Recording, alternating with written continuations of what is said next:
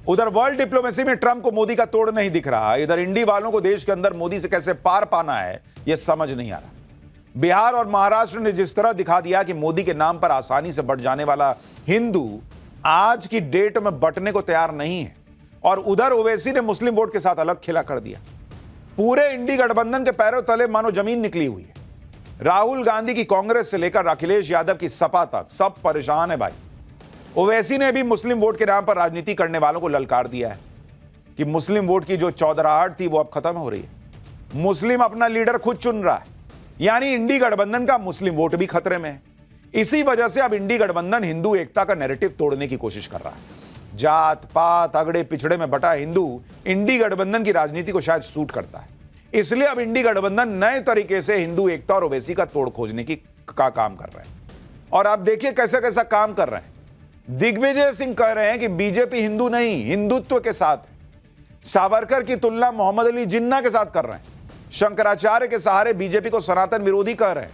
अखिलेश यादव मुस्लिम vote के लिए ओवैसी को साध रहे हैं। ओवैसी मुस्लिम वोट की ताकत राहुल अखिलेश को दिखा रहे हैं।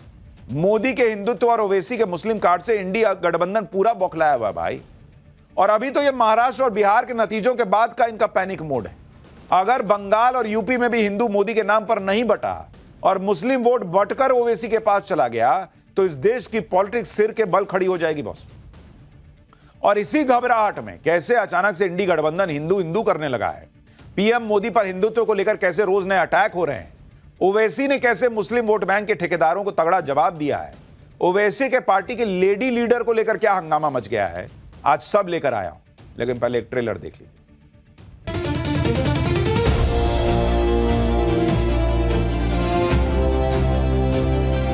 आपको याद रखना है, एक है तो सेफ है।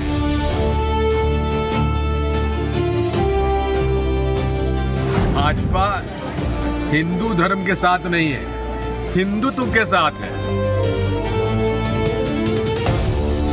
सावरकर जी ने और मोहम्मद अली जिन्ना जी ने देश का बंटवारा करा दिया एक बार। जो बरसों से चौधराहट करके जो मुस्लिम समाज का, दलित समाज का नुकसान कर रहे हैं,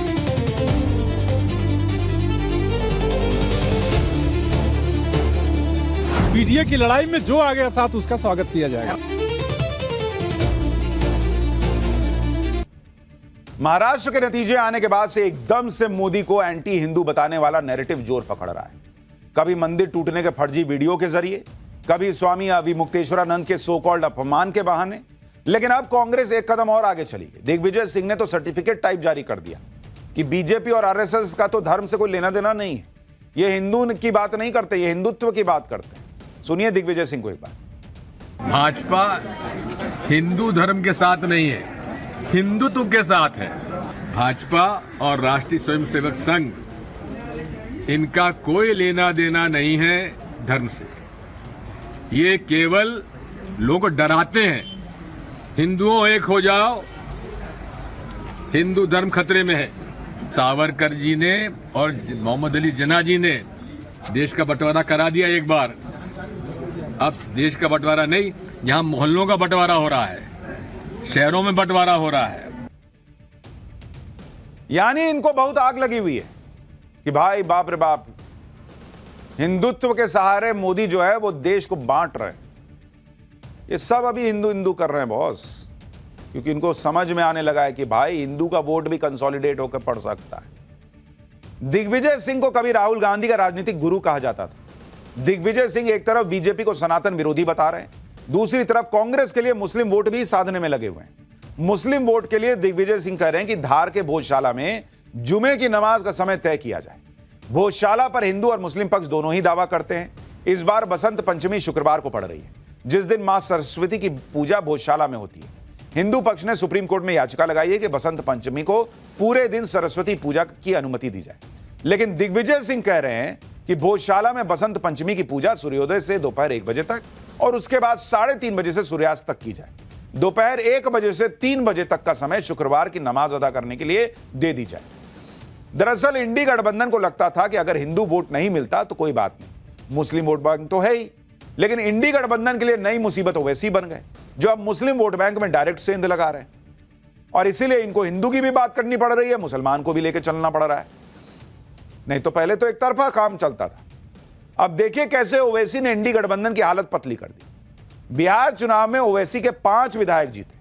लालू राहुल ने ओवैसी को भाव नहीं दिया था। ओवैसी ने कई बार गठबंधन के लिए कहा, लेकिन ये नहीं माने। एआईएमआईएम ने कांग्रेस आरजेडी को का वोट काट दिया। फिर महाराष्ट्र में ओवैसी ने कमाल दिखाया। महानगर पालिका चुनाव में 125 वार्ड जीत लिए। बीएमसी में सपा से ज्यादा सीटें जीत ली। अब ओवैसी की नजर बंगाल चुनाव पर है। जो इंडी गठबंधन खुद को मुसलमानों का चौधरी मान रहा था, उसकी चौधराहट को ओवैसी चैलेंज दे रहे हैं। सुनिए, खुला चैलेंज दे रहे हैं ओवैसी कैसे। इनको लग रहा है कि पॉलिटिकल इक्विलिब्रियम पूरा डिस्टर्ब हो गया एमआईएम और ओवैसी से।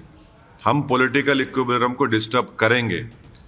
आप जो बरसों से चौधराहट करके जो मुस्लिम समाज का, दलित समाज का नुकसान कर रहे हैं, हम उसको रेक्टिफाई करेंगे।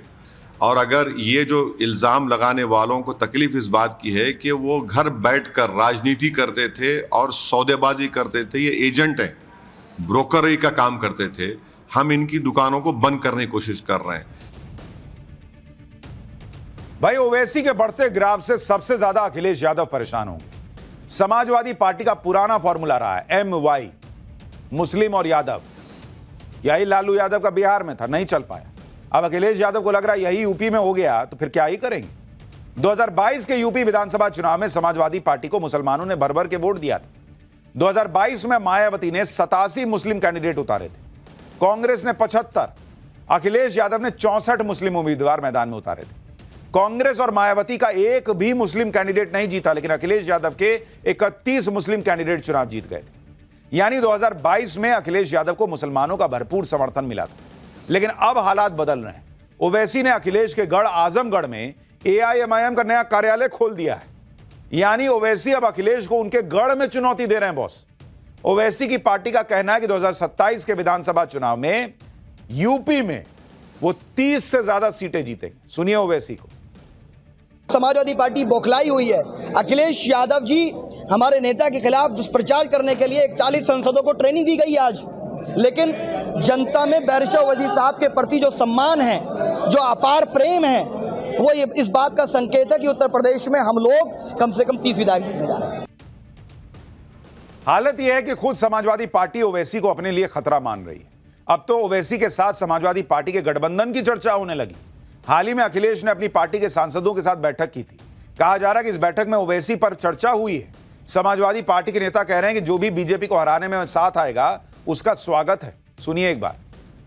ये बता दीजिए, क्या एमआईएम का नाम आया बैठक में? बता दीजिए बस। आप बहुत लोकतांत्रिक हैं। मैंने कहा ना, मैंने कहा तो आप कि पीडीए की लड़ाई में जो आ गया साथ उसका स्वागत किया जाएगा। एमआईएम का स्वागत। भारतीय जनता पार्टी को समाजवादी पार्टी और इंडिया गठबंधन हरा रहा है। देख रहे हैं आप किस तरीके से सुर बदल गए। ये लोग ओवैसी को एकदम पास खड़ा होने देने को तैयार नहीं थे। आज की डेट में कह रहे हैं कि जो बीजेपी को हराएगा उसको साथ ले आएंगे, साथ ले आएंगे। बिना साथ लिए सबका जो है ना, सबकी हालत खराब हो रही है, इसलिए ओवैसी की बात कर रहा है।